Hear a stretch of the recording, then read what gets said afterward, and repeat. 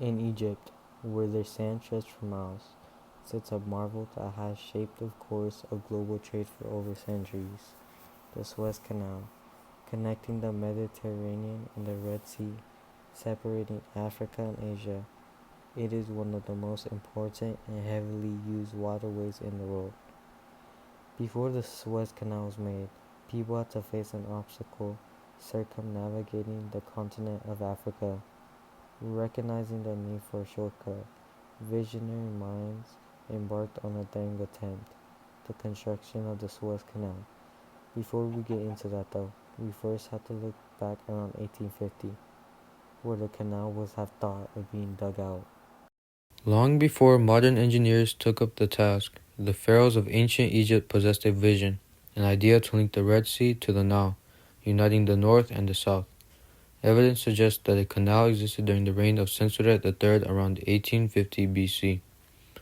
As the centuries rolled by, the importance of a direct water route became apparent. During the time of the pharaohs, trade nourished along the Nile, and the need for a navigable channel became increasingly apparent. Temples sprung up along the banks, evidence to the economic and cultural importance that rippled through the region. The waters were not without their challenges. The unpredictable Red Sea created an alarming obstacle, and attempts to cross its currents were met with success and misery.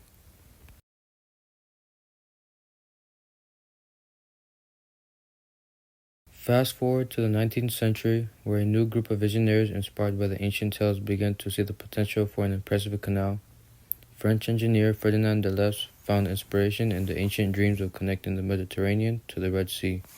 Against all odds, Ferdinand de Lesseps scored the necessary support and funding to go aboard on the determined project, the construction of the Suez Canal.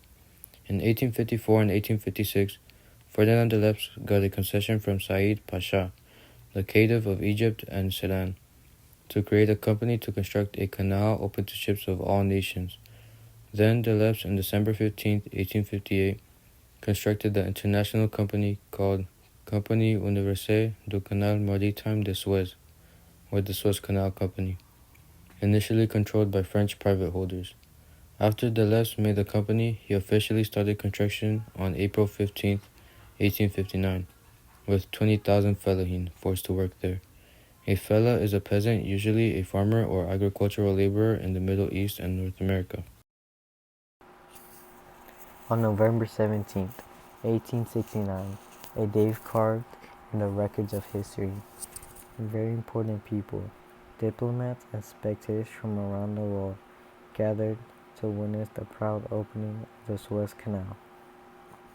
Their air was charged with anticipation as Ferdinand de Lesseps himself conducted the ceremony.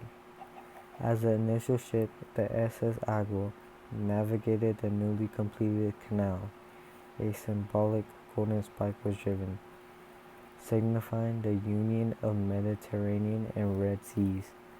The Suez Canal was officially opened, a gateway to unprecedented possibilities. The opening of the Suez Canal wasn't simply a local affair, it was a moment that resonated globally.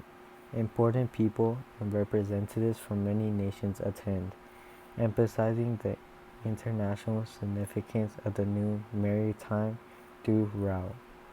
In the speeches that echoed across the desert, leaders hailed the canal as a symbol of progress, unity, and economic wealth, a trench that would shorten trade routes and promote connection between nations. When it first opened, the Suez Canal was only 25 feet deep, 72 feet wide at bottom, and 200 to 300 feet wide at the surface. Fewer than 500 ships navigated it in its first full year of operation. Major improvements began in 1876, and the canal grew into some of the world's most heavily traveled shipping lanes. After the opening, the Suez Canal Company was in financial difficulties. The remaining work was completed only in 1871, and traffic was below expectations in the first 2 years.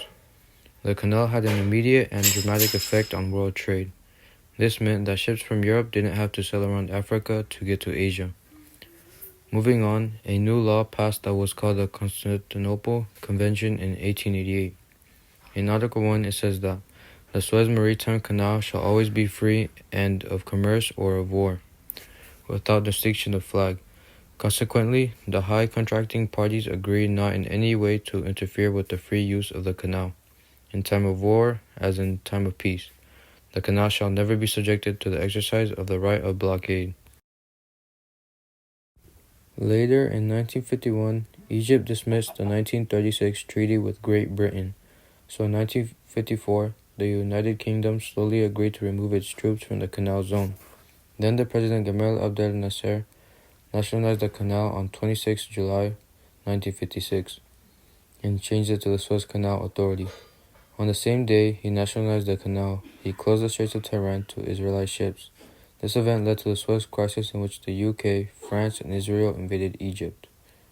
On the 29th of October, Israel invaded Sinai Peninsula, forcing Egypt to engage them militarily and allowing France to stabilize the threat in the Middle East.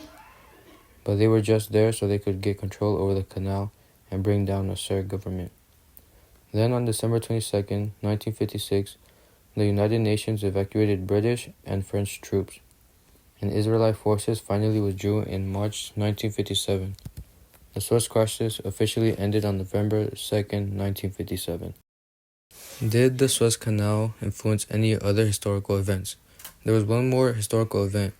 It was a ship that got stuck in the Suez Canal. On 23rd of March 2021, the Suez Canal was blocked in both directions by the ultra-large ship the Ever Given. The ship was en route from Malaysia to the Netherlands when high winds blew the ship off course. The Ever Given turned sideways, completely blocking the canal. The incident affected the global economy because of trapped goods scheduled to go across the canal. Oil shipments were the most affected. The ship was refloated on 29th of March. In a few hours, cargo traffic resumed, slowly fixing the blockage of around 450 ships. The Suez Canal is one of the most important shipping lanes in the whole entire world. Wars, blockages, and any other type of thing that can affect canal shows that we rely on the canal for most of our global trade. The Suez Canal is important in history because it caused a war that lasted a whole year, and the Evergreen got stuck in it for almost a week not too long ago. This caused a delay in shipments that we either ordered or for countries that needed oil. This is why the Suez Canal is important to us and the whole entire world. And lastly, I'd like to give a shout out to all of our sources we used for this project, which were the Suez Canal Encyclopedia, the Canal History, a brief history of the Suez Canal, and the history website. And thanks to my partner for some of the research and helping getting our project done.